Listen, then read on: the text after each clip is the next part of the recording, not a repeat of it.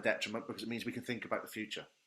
Mm. And what it means then is that we can produce all of that full fight or flight stress response that you talked about earlier to a wolf in the moonlight. Yeah. But also, if I was to get you to now sing your favorite song to me, 3, 2, 1, go. Shut up. I can guarantee you that you probably just got a little bit clammy. You just probably experienced a little bit of an acute stress response purely to the thought of having to stand up and sing a song. Yeah. We can produce that fight or flight stress response of the thought of a wolf, which is what this little graphic here is illustrated, which is totally remarkable when you think about it like that. There's no wolf chasing me now, but I could produce the same response that my ancestors would have produced to an actual wolf. Mm. And that opens up a whole world of unique challenges to us today in a modern society, because we don't have a wolf chasing us anymore. We have what I like to frame as a metaphorical wolf. That is going to be completely unique to me, completely unique to you. And this is where I would be able to draw this on the word art I've got here, the different things that could make up my metaphorical wolf. And if I was to just paint this for you, I would be able to put on there small business, constant cash flow demands, constant marketing strategies. Okay, I could put on there relationship. I've got a baby on the way. I have got tennis elbow here.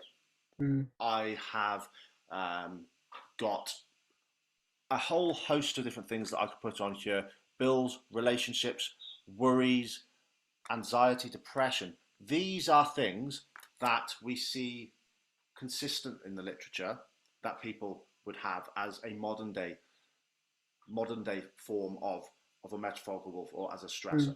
And the interesting thing is, if we have a stress response for a short period of time, it saves our life. Yep. But if we have these different things here, which, you know, the very act of having a mobile phone means that I can have my accountant message me at any point. I can have my partner tell me that my daughter has just had a really bad accident. I could have, you get the idea. These things mean that we have something that can be ongoing. Yeah. And the interesting thing that causes then is chronic stress, which means that we have now got back to the first slide where these ones are prioritized. Eyes wide, breathing up, muscle tensions are maintained, heart rate up. These things become turned on for a prolonged period. And those can become problematic. For example, having muscles, do we anticipate that having muscles in a state of low-level tension, potentially seeing that as an issue? Big time. Yeah, and that's something that we see also in the literature for a lot of people who have back pain, neck pain, shoulder pain, because it's worrying. We guard up, and it's an adaptive thing for us to be able to guard up and protect ourselves. Yep. But in the long term, probably not a helpful thing. And there's also a really interesting thing there with the other systems which would normally kick in when we're by the fire,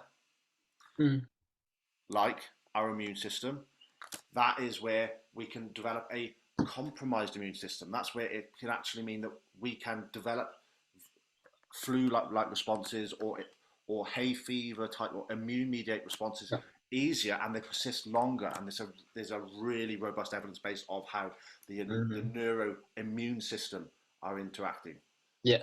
To be able to explain things like ongoing persistent pain. Sleep. You said chasing the wolf, it's not going to be a good time to sleep, but because the really good thing is that there is a great many ways that we can get rest and relaxation, or flow, which is to be able to have de-stressing strategies, which happen to also be the things that optimize and boost our immune system as well. Yeah.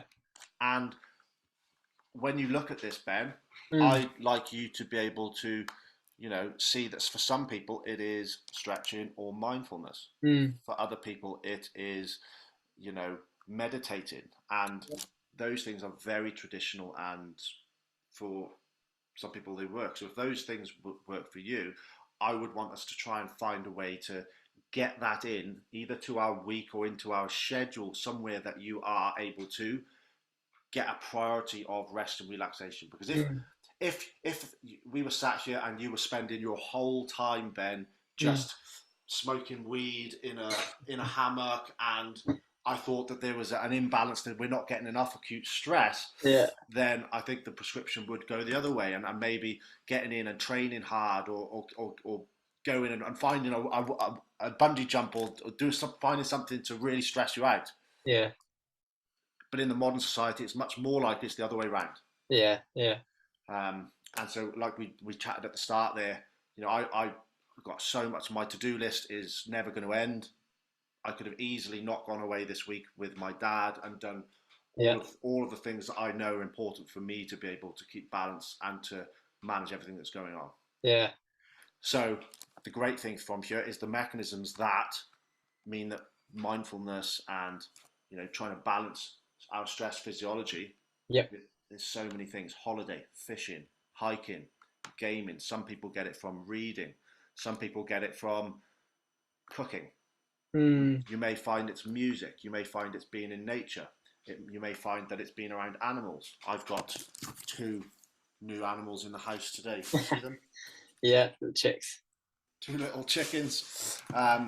But jokes aside, the reality is here that we have to find some ways to be able to get this stuff in, which, by the way, also not only does it tap into all of the different things that we talked about there, from spreading pain or feeling fed up, stressful life events, low mood, these things. It's also what's going to super rocket our recoverability from training, which is a deliberate stress that you're putting in. Yeah. Yeah. Yeah. So I will want you to have a little think about the things. This is not the final. This is not the final edit of this, but Yeah. Yeah. learning about stress, learning about pain turns a big wolf into a little puppy. I like that. It is less threatening, and unless you've frightened the puppies or teddies, then you're Yeah. probably going to feel much more like you can engage with it. So Yeah.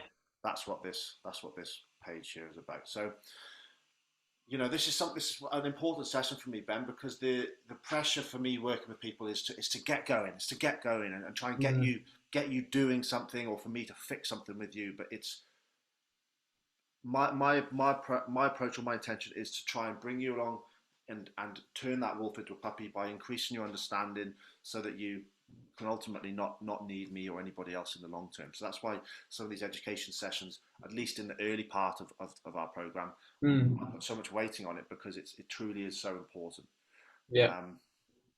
So what I would invite for you to do is to have a little go, and you can do this now, and you don't have to share this with me, by the way, but I hope I've done my job in getting across, from putting up some of that research there, that whilst I think your lifting and your training is important, I also think that some of these other things are important, and we don't know which one, or if these are the things that could be keeping our nervous system in a heightened protective state, or in our stress physiology tipping towards fight or flight, as opposed to rest, relaxation. But you may look at some of these and say, yeah, this is completely obvious, because these are examples, but I've got 4 or 5 of those that are really front and center for me. I guess Yeah.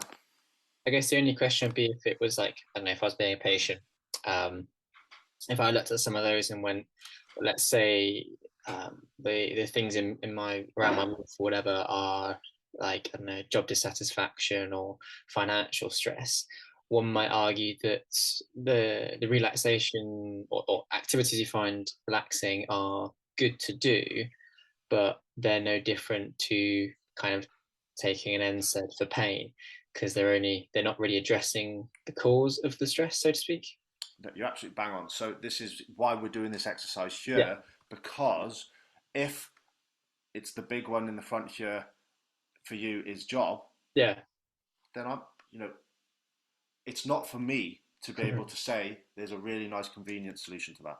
Yeah. But it is for me to be able to say, look, you're not alone with that, because that's why it's big and front and center here, because it's incredibly common that is a massive thing that people feel real apprehension about. They don't see career prospects. They're not in a career that they enjoy. They Mm. have people at work that they don't get on with, Yeah. and that's not everybody, but it's for a lot of people, which is why it's there. Now Mm. I put on the back of our book, Ben, that there's a warning that this book might make you change your job. Yeah. So it's not for me to say to you, go and quit your job, because in the short term, that might not be the best solution. But if you're taking your training and your load management seriously, if you're taking your diet seriously, if you're doing everything and we still can't get things under control and we haven't addressed the wolf in the room, which is the job, Yeah.